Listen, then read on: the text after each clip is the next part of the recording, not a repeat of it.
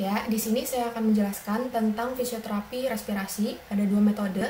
Yang pertama adalah breathing control, dan yang kedua adalah clapping pada dada. Untuk metode yang pertama adalah breathing control. Jadi breathing control ini adalah teknik bernapas, yaitu dengan pasien dalam kondisi rileks dalam bernafasnya. Jadi untuk teknik ini tujuannya adalah mengembalikan pola nafas pasien itu menjadi lebih rileks dan normal, sehingga pasien dapat menghemat energinya dan pada saat serangan sesak nafas pasien dapat mengontrolnya dengan baik.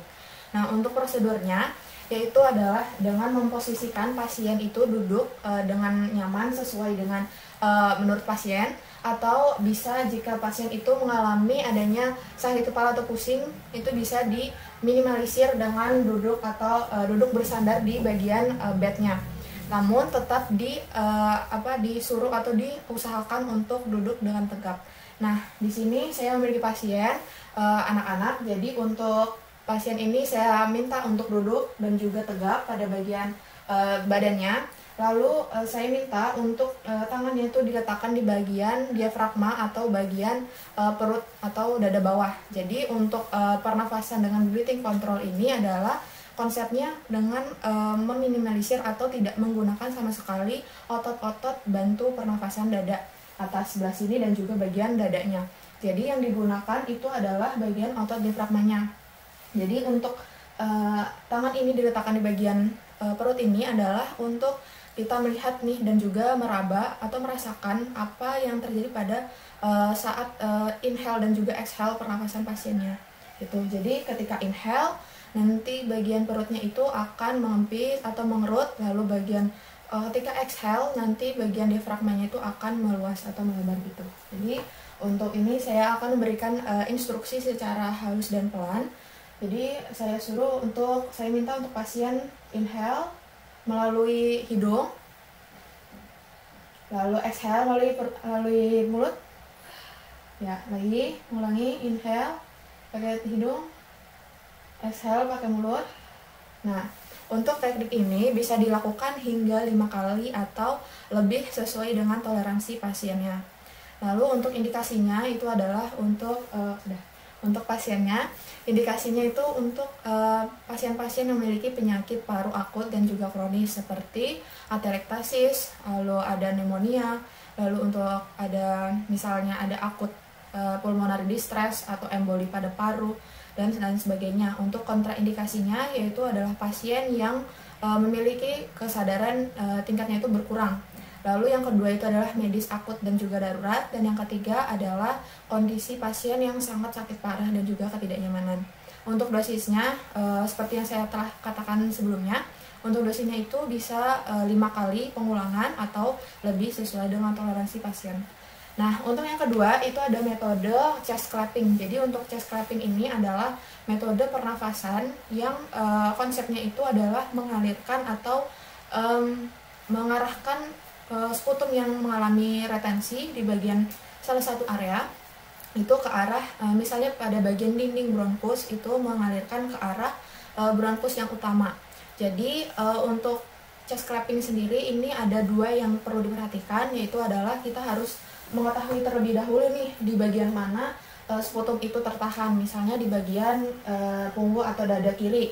Nah, nanti pada bagian dada kiri nanti kita akan clapping lalu kearahkan ke bronkus utama. Ketika sudah terkumpul di bronkus utama itu akan memudahkan pasien untuk batuk efektif gitu.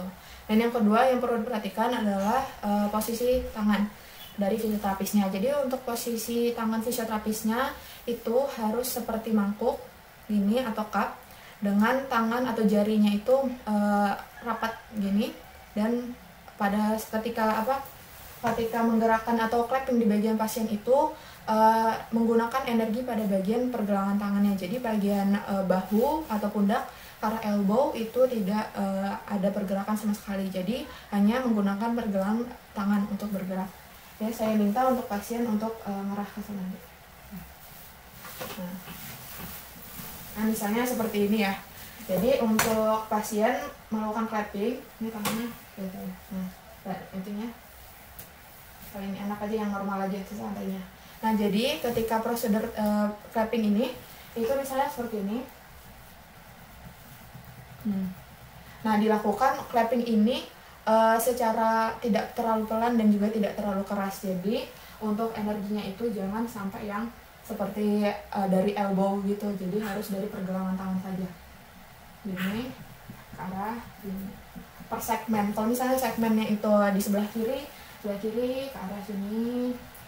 Lalu nanti bisa juga dari sebelah sini, atau nanti misalnya retensi pusplutumnya itu ada pada bagian kanan atas dan juga kanan bawah, itu bisa dilakukan seperti ini.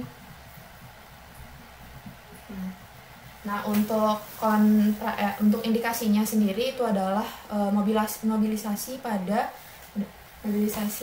sakrat pasien yang mengalami retensi. Nah, itu biasanya terjadi pada pasien-pasien atelektasis, pneumonia, abses paru, dan lain sebagainya. Nah, untuk kontraindikasinya yaitu pada pasien yang mengalami tension pneumotoraks, lalu hemoptisis, lalu ada edema paru, dan juga cedera pada leher dan kepala, serta efusi pleura yang sudah meluas. Nah, untuk dosisnya itu dilakukan drainase seperti tadi dari yang area yang mengalami retensi sputum ke arah bagian bronkus utama itu selama kurang lebih 1-2 menit. Itu dilakukan pengulangan lagi. Kalau misalnya mengalami toleransi pasiennya itu tidak terlalu sakit, misalnya pasien tidak mengeluhkan nyeri ataupun sesak, jadi bisa dilakukan pengulangan lagi itu chest clappingnya. Sekian penjelasan saya mengenai breathing control dan juga chest clapping. Untuk metode selanjutnya saya akan alihkan kepada teman-teman saya. Terima kasih.